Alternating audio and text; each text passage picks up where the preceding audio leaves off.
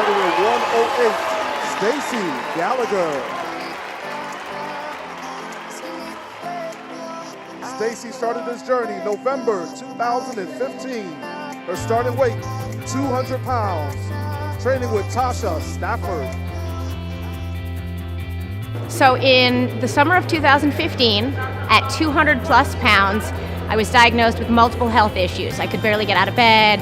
I was dealing with all kinds of medications, and I just was miserable in my life. And somebody had mentioned bariatric surgery.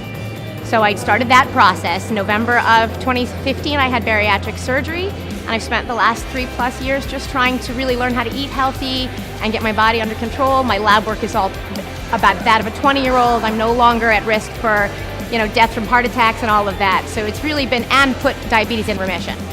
So it was change or die. So I did all but the last 20 weeks completely on my own. Just again, eating clean, really paying attention to my macronutrients, setting a calorie level and sticking to it without depriving myself. Getting out there and moving. So for the first 2.5 years, I really didn't even lift anything. I just focused on moving. 30-minute walks turned into hour-long walks, just getting out and being active 5 days a week. And then started with a Team Fidelis trainer for this prep. And it was a completely different world. I mean, it was meal plans and all of that, and it really dialed it in, and I got some great tools out of that process to learn how my body responds. So I went from, my highest weight was like 207 pounds, and I'm down to 103. So over 100 pounds. It's a big change. So I think my biggest challenge was trying to still have my normal life, my normal routine with my kids. And I went vegan because my cardiologist was like, this is the only way that we're gonna get that last little bit of cholesterol down. So to have dietary restrictions and say, no, I'm sorry, I can't hang out tonight, I have to go to the gym. Sticking with the commitment and really putting myself first and telling my kids, you guys need to take a back seat because if mom's not healthy, this whole thing doesn't work. So I have to focus on me so that I can then come back and be yours. That was the hardest thing for me, is putting myself first.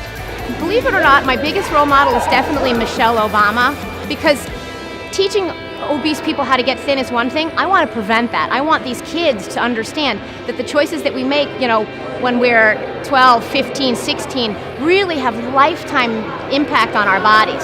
And her initiative to really, healthy foods for all kids and educating that inspired me. I want to make that type of change in my community and be kind of on that same path. So Michelle Obama opened the door, and I'm following on her coattails. Absolutely do it. This is an amazing community. The daily emails from Brian were so inspiring. I mean, he definitely makes the transformation people feel like they matter.